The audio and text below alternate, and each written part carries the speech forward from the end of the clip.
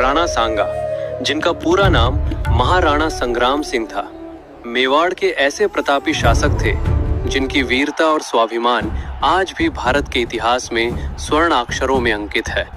उनका जन्म 12 अप्रैल 1482 को हुआ और वे सिसोदिया राजवंश के महान योद्धा थे।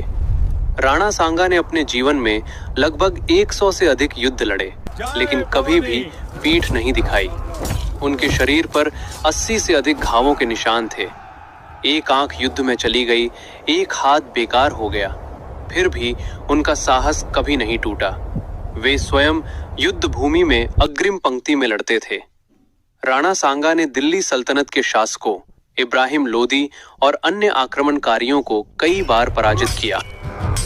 खतौली का युद्ध 1517 और धौलपुर का युद्ध 1518 में उन्होंने लोदी की सेनाओं को परास्त कर राजपूत शौर्य का परचम लहराया। खानवा का ऐतिहासिक संग्राम 1527 राणा सांगा का सबसे प्रसिद्ध युद्ध खानवा का युद्ध था, जिसमें उन्होंने बाबर की सेना का सामना किया। यद्यपि इस युद्ध में विजय बाबर की हुई, परंतु राणा सांगा का साहस, युद्ध नीति और बलिदान इतिहास में अद्वितीय माने जाते हैं। बाबर स्वयं राणा सांगा की वीरता से भयभीत था।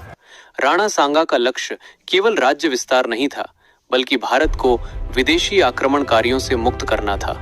वे राजपूत एकता के प्रतीक थे और अनेक राजपूत राजाओं को एक ध्वज के नीचे संगठित किया।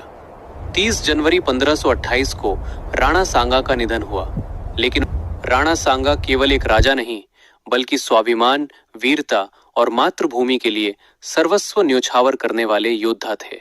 जय मेवाड़, जय भारत।